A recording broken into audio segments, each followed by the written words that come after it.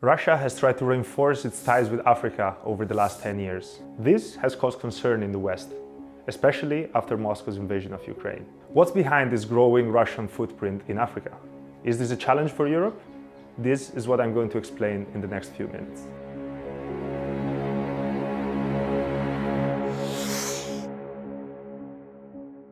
Russia's engagement in Africa is not a new phenomenon.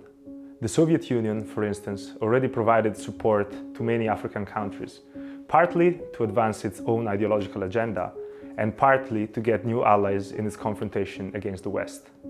The fall of the Soviet Union in 1991 led to a disengagement of Moscow in Africa, mostly due to domestic troubles.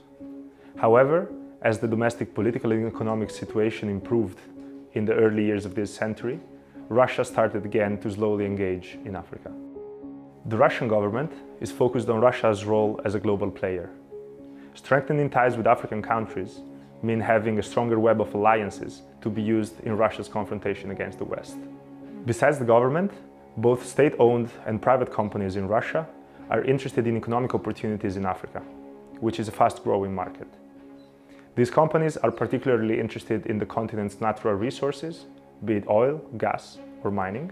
However, there is a growing interest in other sectors too, for instance, nuclear energy. The engagement of Russian entities in Africa has grown significantly over the last 10 years.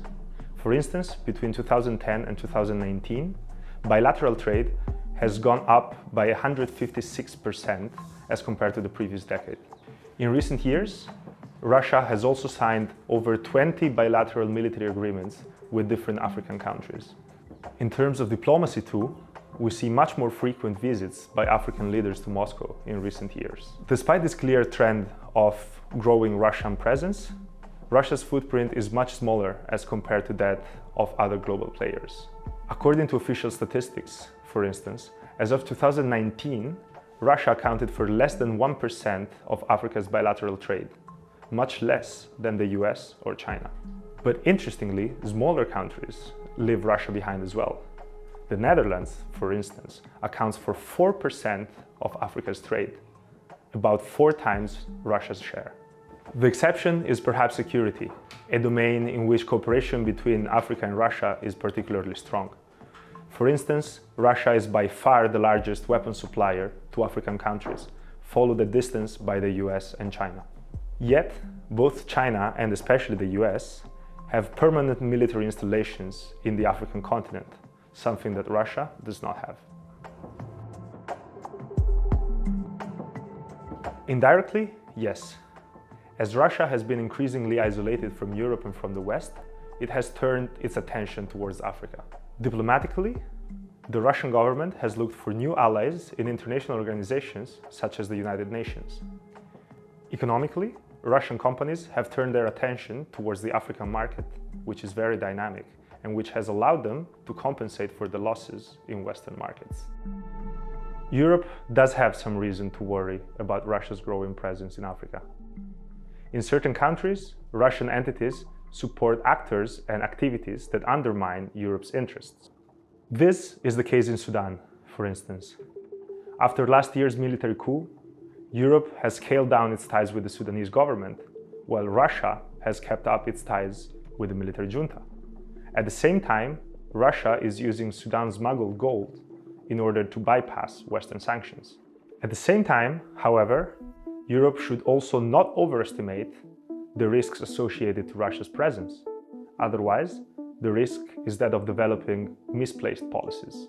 In Mali, for instance, Russia's presence has been used by the Malian military junta in order to shore up domestic support and its own popularity. In this context, the deteriorating ties between Europe and Mali have made Mali even more isolated and hence even more dependent on Russia.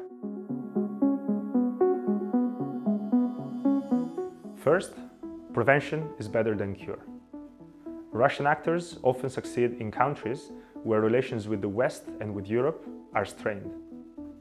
Therefore, better European-African relations can be the best antidote against Russia's presence.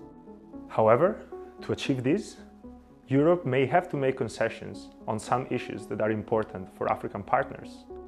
Think, for instance, about addressing current imbalances in trade and investment patterns. Strengthening these ties may be difficult for Europe when dealing with questionable partners, such as, for instance, military juntas.